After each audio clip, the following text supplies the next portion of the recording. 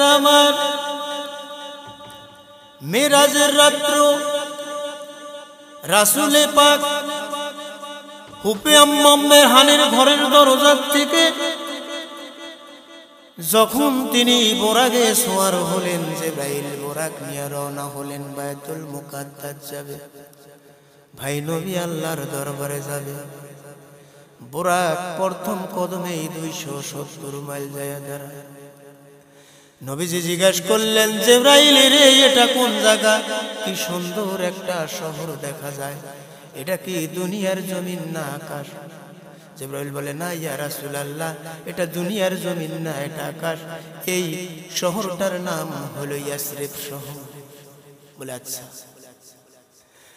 আমার নবী কান্দা, আমার মনে হয় আমার বাবা আব্দুল্লাহ এই সিরিয়ার তিজারিততে এসে এই আমাসরফ পর্যন্ত আসলে আমার বাবা দুনিয়ার মক্কায় ফিরে যেতে পারে নাই, এখানে ইন্তেকাল করে আমার বাবার কবর।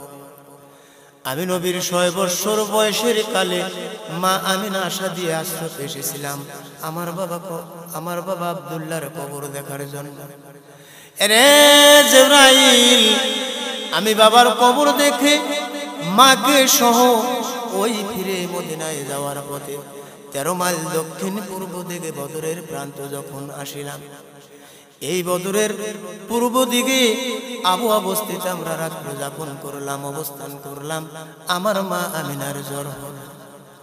সেখানে 3 দিন পর্যন্ত অসুস্থ অবস্থায়, 4th দিন শেষ রাইতে আমার মা আমিনা মারা যায়। জিবরাইল রে, আমার মাকে এই আবহাওয়ার মধ্যে কবর দিয়ে আমি নবীর দাসী উম্মে আইমানের কোলে উঠে আমি ওই যে মক্কা নগরে এসেছিলাম, আর কোনোদিন এই আশ্রফে আসি নাই। এটা কি সেই আশ্রফ? জিবরাইল বলে, হ্যাঁ ইয়া রাসূলুল্লাহ, এটা সেই আশ্রফ।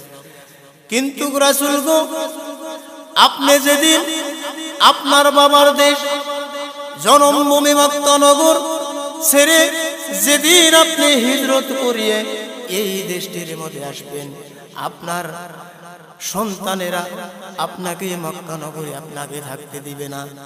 আপনার জন্মভূমি ত্যাগ করে আপনি একদিন হিজরত করতে হবে। এই দিন আপনি এই দেশ ত্যাগ করে আপনি যখন এই জায়গার ভিতরে আসবেন, সেদিন এই দেশের নাম হবে মদিনা। সেদিন এই দেশের নাম হবে মদিনা।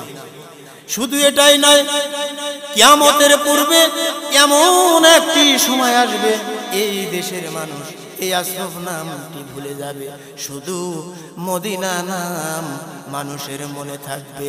একবার জোরে জোরে জোরে বলেন না সুবহানাল্লাহ। এইভাবে একদিন যেদিন আপনার নবী এই মক্কা নগর থেকে হিজরত করে মদিনায় চলে যাবে, আলীকে লক্ষ্য করে ডাক দিয়েছেন, আলী রে, এই মক্কার সন্তানেরা আমাকে থাকতে দিল না। আমার জন্মভূমি ছেড়ে আমার অর্ডার হয়ে গেছে, আমাকে যেতে হবে, হিজরত করে যেতে হবে।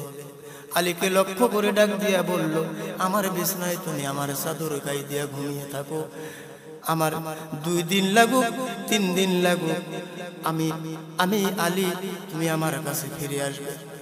আলী ওইভাবে নবীর চাদর গায়ে দিয়া ঘরের ভিতরে শুয়ে আছে। আলী কান্দে, হুজুর গো, আমার নবীজি গায়ে, আলী কেন কান্দো, ব্যাপার কি? আমি তোমাকে আমার বিছানায় ঘুমাইতে বললাম, তুমি কি আমার বিছানায় ঘুমাইতে তুমি ভয় পাইতেছো? আলী, তুমি কেন কান্দো? আমি বুঝতে পারলাম না।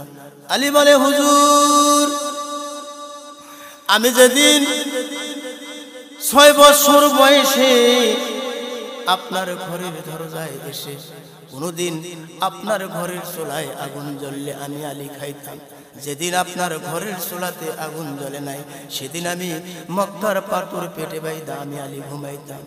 হুজুর, আমি কান্দি, আজকে আপনি এই মক্কা নগর ছেড়ে আপনি হিজরত করে অন্য কোথায় চলে গেতেছেন, আমি সেই জন্যে কান্দি।